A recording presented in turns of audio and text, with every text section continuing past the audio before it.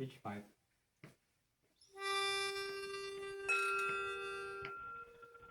How does it feel to be one of the beautiful people? Now that you know just who you are, what do you want to be? Candice Belton at Speech Therapy on Instagram. Don't put in any vowels. She had something published in Voyage magazine in the Shout Out LA division. And Candice works outside of the word world and has working exercises and engaging in mutual collaborations. She likes collaborating with people. I'm going to feature some of the things she wrote. But first, I need to tell you a little story. Big Bang.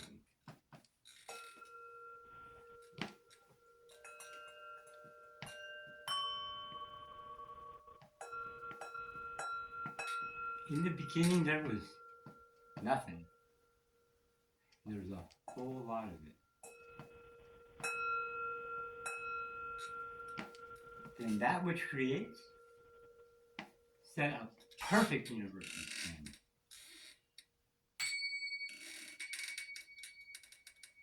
So perfect, because he was all powerful, he thought to himself, I'm just going to sit here and watch. And he is our witness. So powerful and so strong that he could spend infinity not touching anything, because the universe was in a perfect spin. No intentions, no help, just observation. Hardest thing in the world to do for a human. Nothing is love. If you read this by that theorem, nothing equals love, then after the Big Bang, when stuff existed, love was blown all over the world in increasingly great abundance, available to us all across the universe. Nothing's gonna change the world. Nothing's gonna change the world. Nothing's gonna change the world. George Harrison said that. Nothing's gonna change the world. Akaru Deva. Oh. Nothing can change the world. This is from The Edge of Humanity magazine by Candice Belton. It's called Opalescent Eyes. It's about how the world changes. Opalescent Eyes, 1/22/23 is when it was written. How people like you and I have gazed into windows of black serpents with opalescent eyes. Few wonder how death is so beautiful. Her warmth, her form, her sound, the warmth felt in the release from holding on to things that we never really wanted in the first place. The thing we did consistently was choose ourselves last.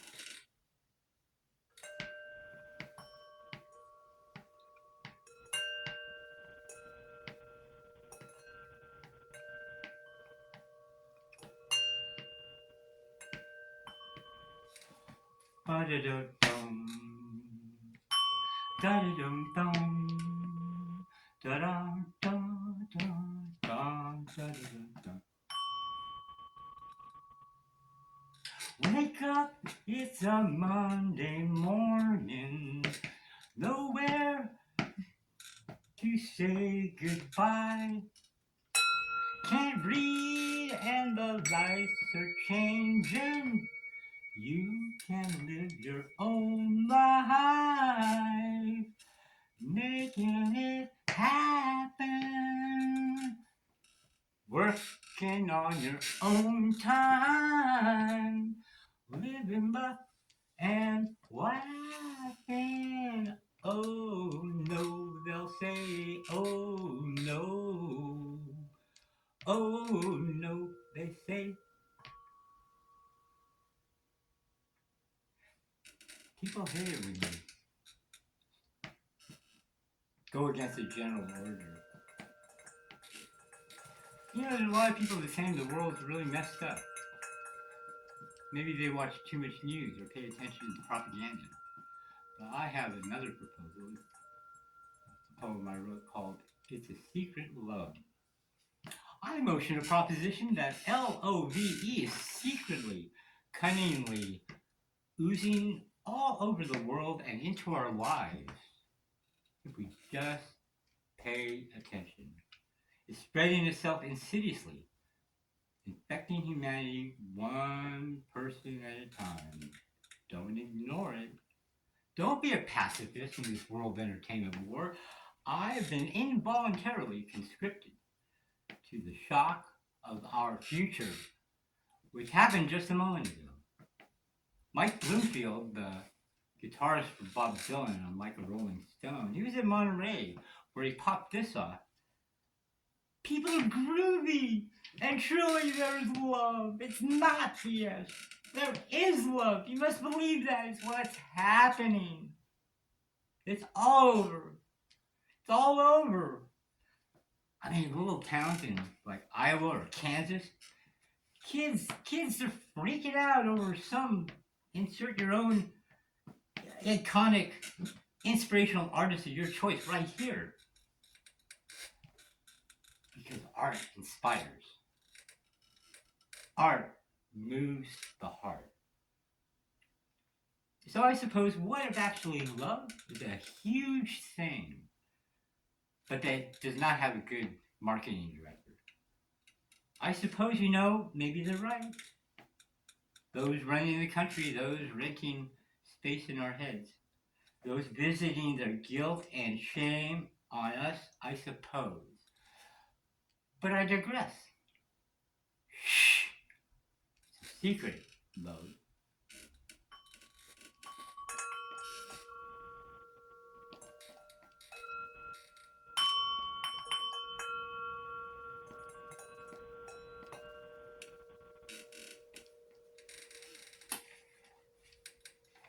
This is my bid for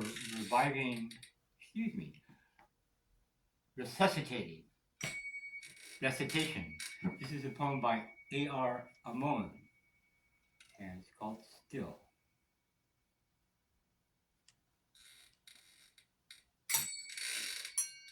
I said I will find what is lowly and put the roots of my identity down there each day, and I'll wake up and find the lowly nearby a handy focus and reminder. I already measure my significance, the voice by which I would be heard. The kind of selfishness I could freely adopt as my own, but though I have looked everywhere, I can find nothing to give myself to. Everything is magnificent with existence. It's our glory. Nothing is diminished. Nothing has been diminished for me. I said what is more lowly than the grass. Underneath the great ground crust of dry burnt moss. I looked at it closely and said, this can be my habitat. But nestling in, I found below the brown exterior green mechanisms. I found below the green exterior mechanisms beyond the intellect awaiting resurrection in rain. So I got up and ran, saying there is nothing lowly in the universe. I found a beggar who had stumps for legs. Nobody was paying him any attention. Everybody went on by. I nestled in, found his life there. Love shook his body like a devastation. I said, though I have looked everywhere, I can find nothing lowly in the universe. I whirl through transfigurations, up and down, transfigurations of size and shape and place. At one sudden point, going still, stood in wonder. Moss, beggar, weed, tick, pine, self, magnificent with being.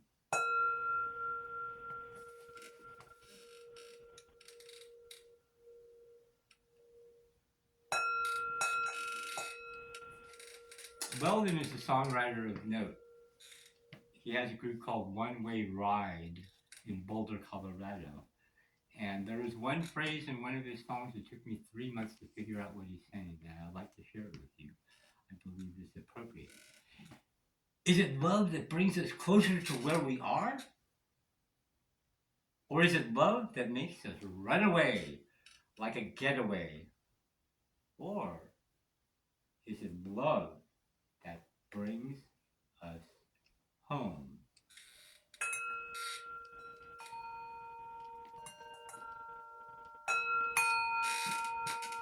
Home is where I want to be, and I guess I'm already there.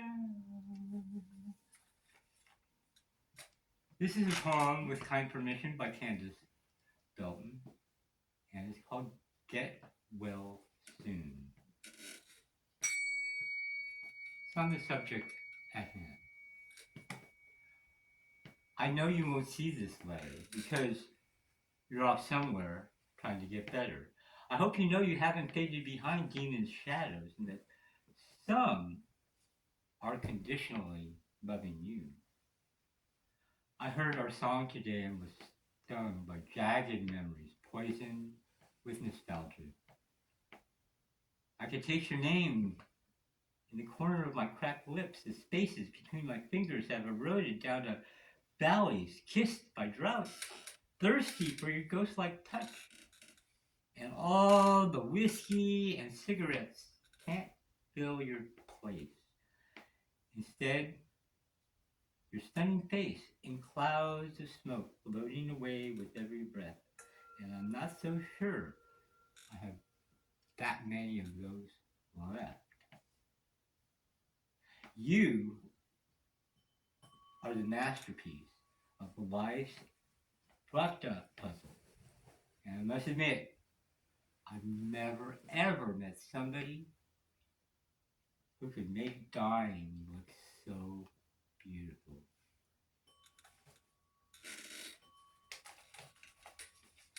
Let me refer back to, we make a footnote here.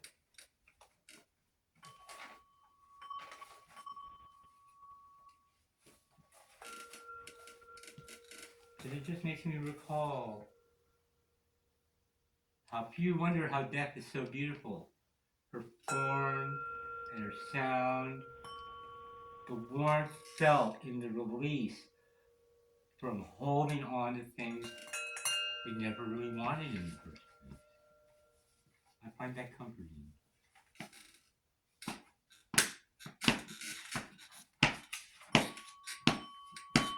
"14 junkies, too weak to work. Bo, bo, bo. Won't sell diamonds for what they're worth. Down on Payne Street, disappointment hurts. Son, don't wait till the break of day. Son, don't you try to come back by 8. Son, don't wait till the break of day. 'Cause you know time just fades away. You know time fades away." So, are you ready? I mean, are you ready? Are you ready for the country?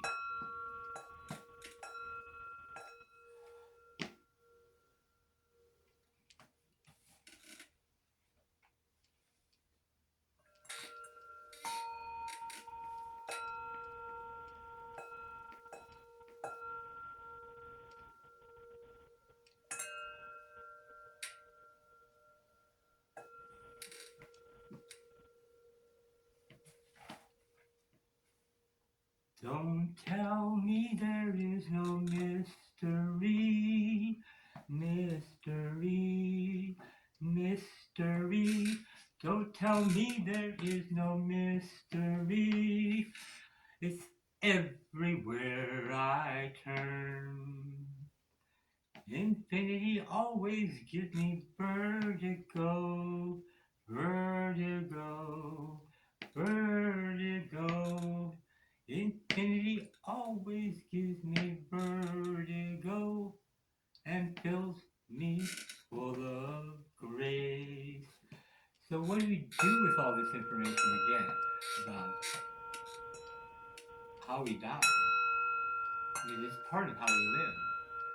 The American Indians, they say every day, every single day is a good day to die.